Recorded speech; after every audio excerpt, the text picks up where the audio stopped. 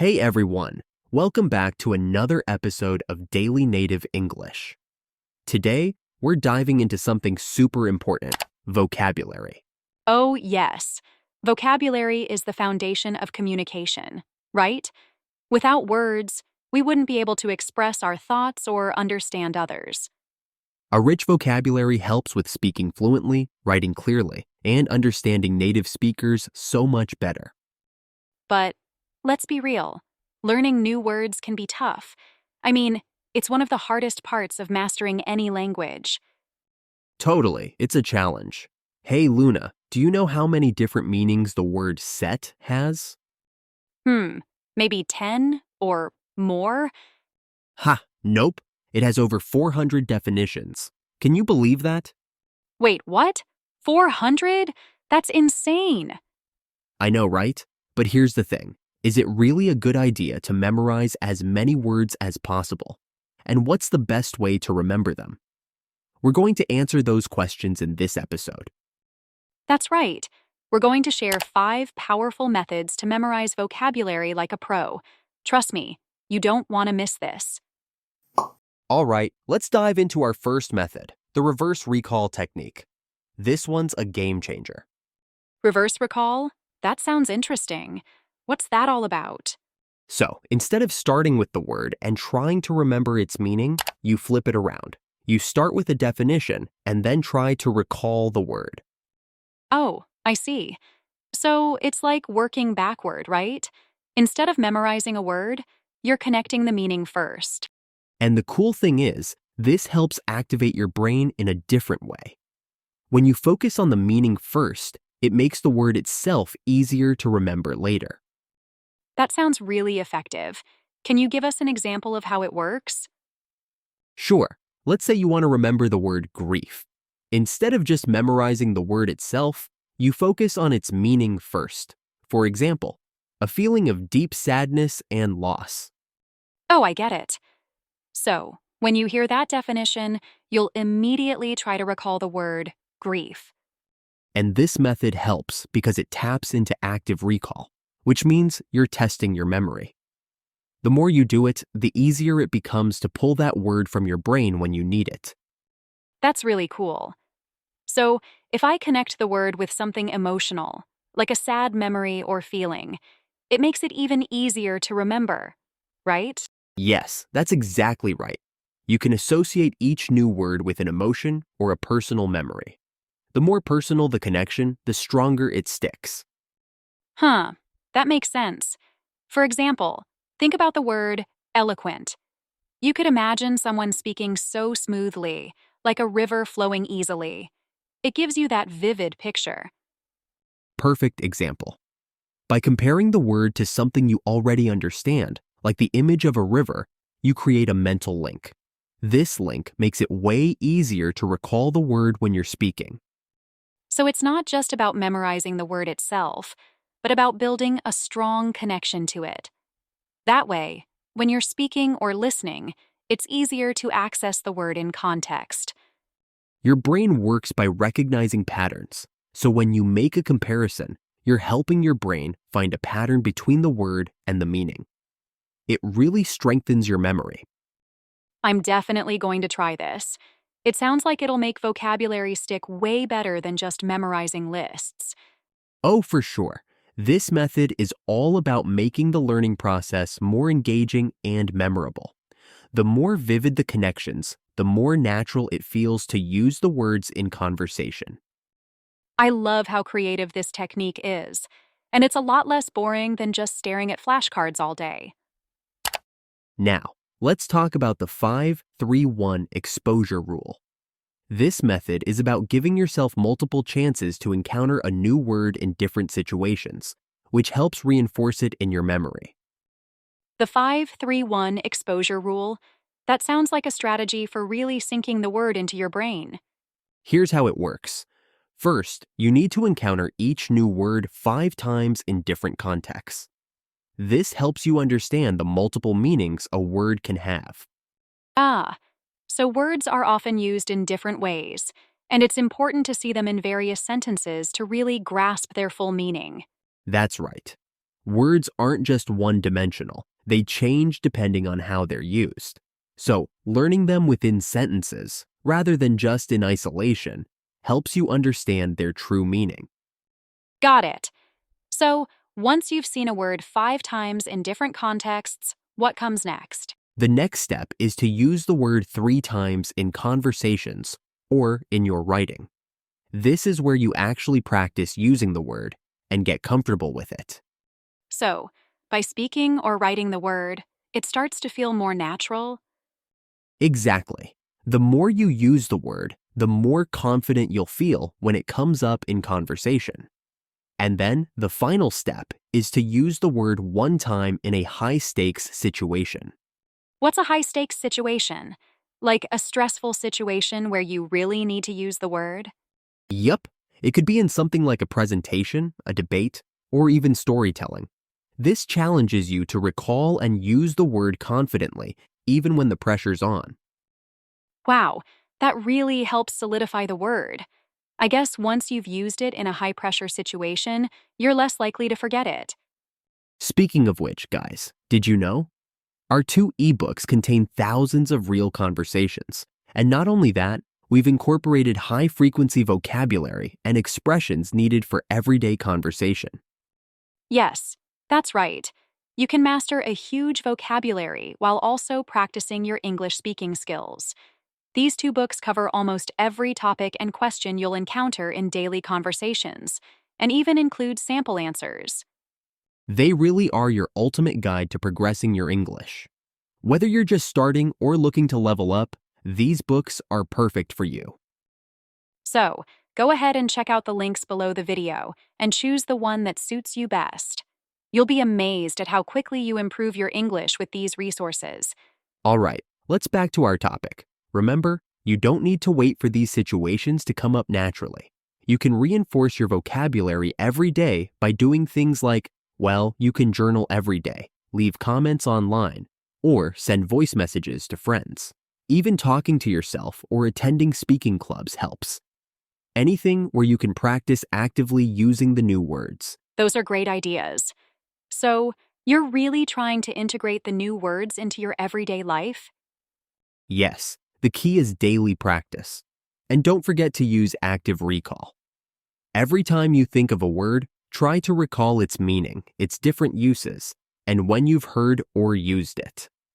That really reinforces the learning process. Is there any tool you'd recommend for improving this? Actually, yes. A tool like Youglish can be super helpful. You can type any word into Youglish, and it'll show you videos of real people using that word in different contexts. That's awesome. So, it's like seeing how native speakers use the word in everyday conversations. And hearing it in real conversations helps you understand how the word fits into different situations. You can use this tool to hear the word multiple times and really grasp its meaning. I love that idea. It's so practical, and I can definitely see how it would make me feel more confident when speaking. Now let's dive into role-switching wordplay. This method helps you remember words by imagining how different professions or characters would use them. That sounds interesting. So, you're putting yourself in different roles to see the word from various perspectives? Sometimes a word has multiple meanings, and it can be hard to remember all the different ways it can be used. Ah, I see. So, by switching roles, we can better understand each meaning and context. Yes. For example, let's take the word resilient. A scientist might say, this material is resilient to pressure, but a therapist might say, you're emotionally resilient. So, the same word, but used in very different ways. It really shows how context matters. Role switching like this helps you understand how a word can change based on the speaker's perspective or profession. It also helps with remembering multiple meanings. I love this.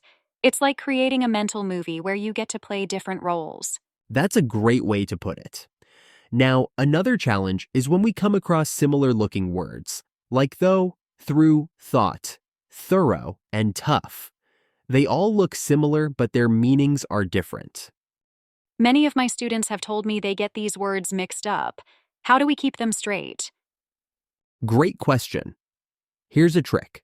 You can visualize each word in a sentence. By picturing the sentence in your mind, you connect the word to its meaning. Let's go through each one. I'm curious. Go ahead. First, though, I was tired, though I kept working. This shows a contrast between being tired and still working. So it's about showing something unexpected, like a contradiction. Exactly.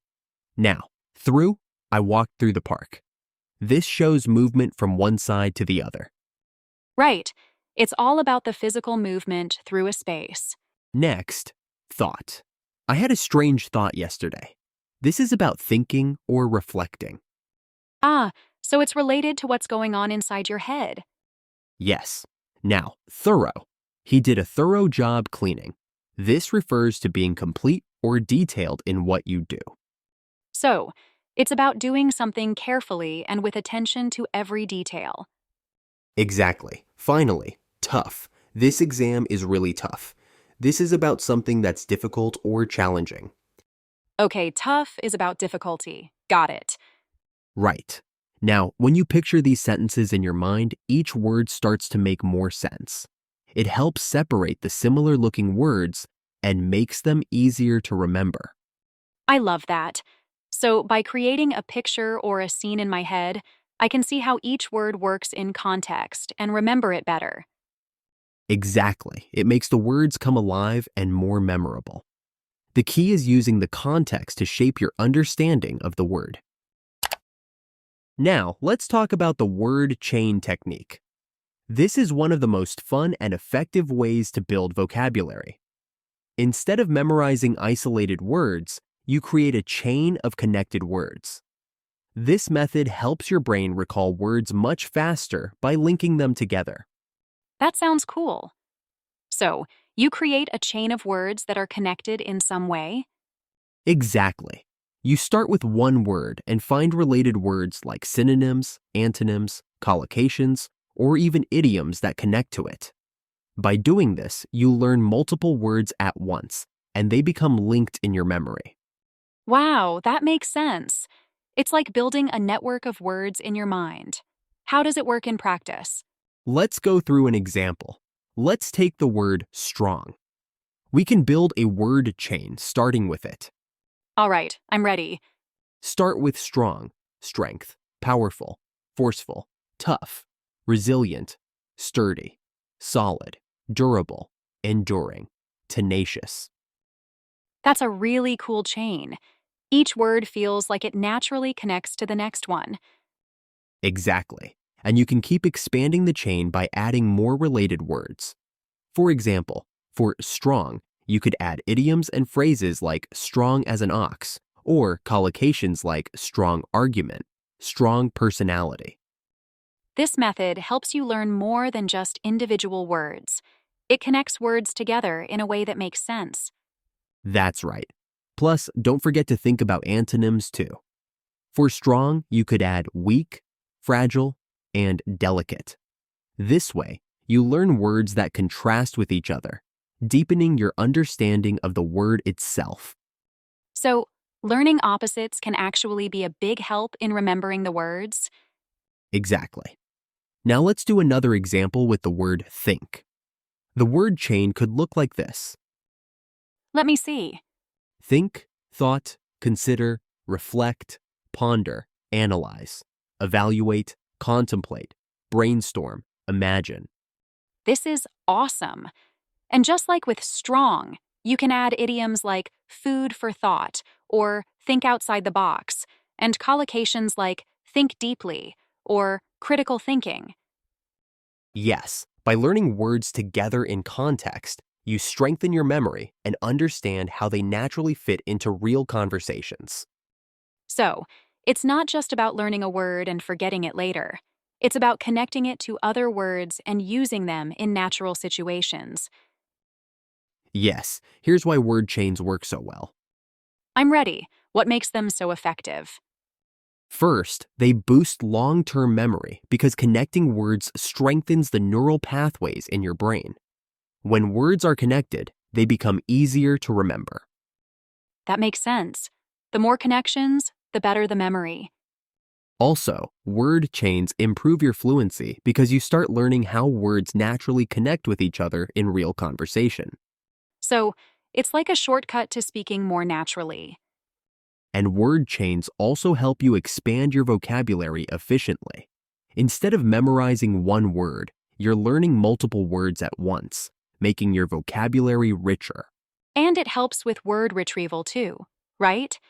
So when you remember one word, you can easily bring up others in the same chain. Yes, that's right. When one word comes to mind, the others do too. This technique is an awesome way to make learning vocabulary fun and effective. I love how it's all about connecting and building relationships between words. I'm definitely going to try this one out when learn Spanish. Glad to hear it. Word chains are a powerful tool for mastering vocabulary. You'll see improvements in no time. All right, last but definitely not least, let's talk about goal-oriented vocabulary learning. Learning every word you come across can be overwhelming and, honestly, pretty inefficient. So, a smarter way to learn vocabulary is to focus only on what truly matters, words that fit your goals and interests. That sounds like a way to make the process more focused and useful. How does it work exactly? It's pretty simple. First, you need to define your goal. What do you actually need English for? Is it for work, travel, socializing, or something else? So, you learn words that are directly related to your goals. I like that. What comes next? The next step is to identify key topics. Basically, list out common words you'll encounter in those specific situations. Once you've done that, you focus on learning words in context, meaning you see how those words are used in real-life scenarios. Okay, I get it now. So, for example, if I'm learning business English, I'd focus on words that are useful for my work. Exactly. Let's break it down with a few examples. I'm ready. If you want to improve business English, focus on words like negotiation, deadline, proposal, stakeholder, revenue, and efficiency. You can also practice phrases like, let's finalize the deal, or we need to meet the deadline. Ah, so you're focusing on things you'll actually use in your job. If you're someone who loves traveling, you'll want to focus on words like boarding pass, itinerary, customs, sightseeing, and backpacking.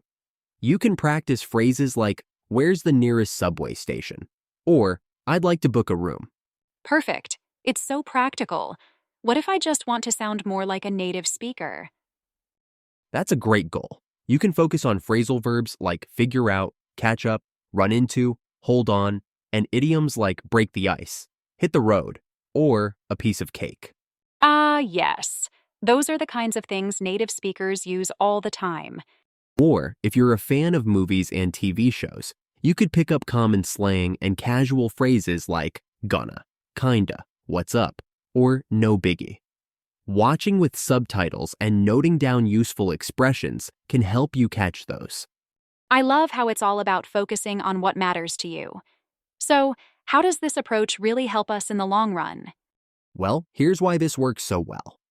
First, it saves time because you don't have to waste time memorizing words you'll never use. That makes sense. It also increases retention. You're more likely to remember words that are directly related to your life and interests. I love that. It's like you're learning things that are actually useful to you. Plus, it boosts confidence because you can immediately use these words in real-life situations. And you're motivated because you're learning things that matter to you, so you'll have more fun with it. Yes, this approach keeps learning fun and personal. So, by focusing on what matters, you learn faster and use words more confidently. I'm definitely going to start using this method in my own vocabulary learning. It's so practical. Glad to hear it. So, let's quickly review the 5 techniques we covered today. Sure, we learned about reverse recall, the 5-3-1 exposure rule, role-switching wordplay, word chains, and finally, goal-oriented vocabulary learning. These methods are not just about memorizing words. They're about understanding, using, and remembering them in a way that's connected to your real-life goals. And by using these methods, you'll be able to speak more fluently, write better, and understand native speakers with ease. That's the goal. If you keep practicing, you'll be memorizing vocabulary like a pro. Thanks for tuning in to today's episode, and we hope you start using these techniques right away. Thanks for listening and keep learning those words. You've got this.